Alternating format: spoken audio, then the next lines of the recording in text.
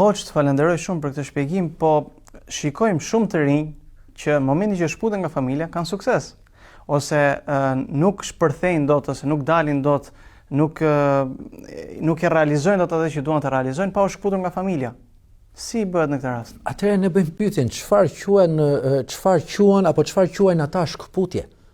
Çështja lidhet se ata dalin nga familja, shputen nga familja, duke ndërprer lidhjet mes tyre dhe duke jetuar njërit krejtësisht ndryshe, krejtësisht të pavarur nga familja, duke harruar nënën, duke harruar babain, duke harruar gjyshin, duke harruar gjyshen, duke harruar motra, duke larguar nga vllai, duke larguar nga farefisi, duke larguar nga koncepti familjar, edhe mendojmë se pas kësaj është sukses, ky lloj suksesi mund të jetë i pjesshëm në diçka të caktuar, në diçka të pjesshme në jetën e tij.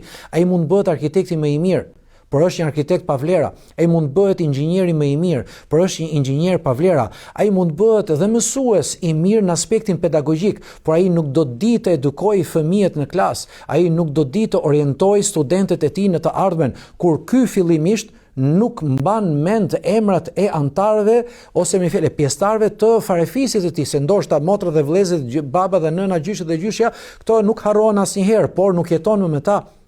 Nuk ka lidhje me ta. Atëherë për çfarë suksesi po bëhet fjalë? Suksesi më i mirë, më i madh, më i rëndësishëm në shoqëri është ruajtja e një familje të konsoliduar, e një familje të vërtetë, e konceptit të familjes. Po, është e vërtetë që ndoshta disa njerëz nuk bëhen dot kapacitete, sepse është një frym brenda familjes penalizuese.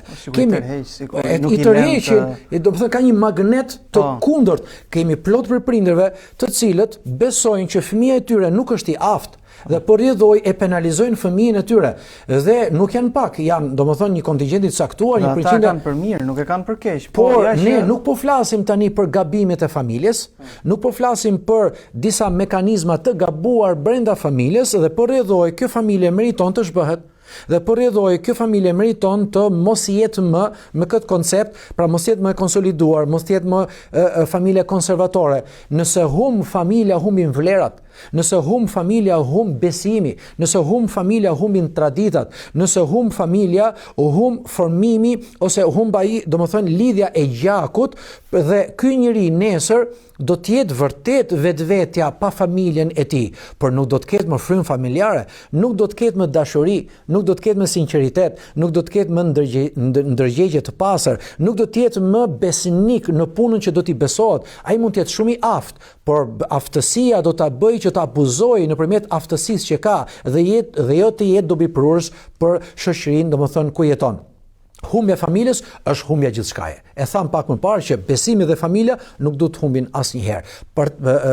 Nëse i kemi të shëndosha këto dyja, atëherë e gjithë shoqëria duhet çfarë?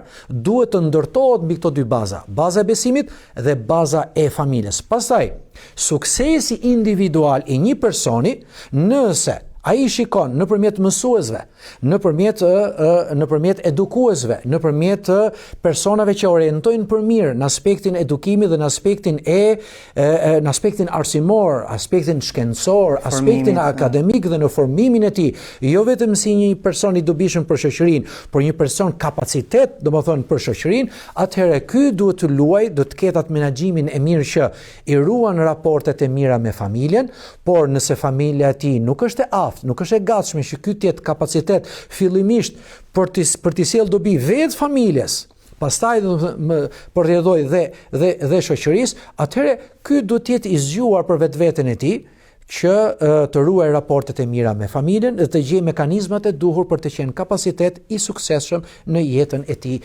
jashtë familjes, domethënë në shoqëri.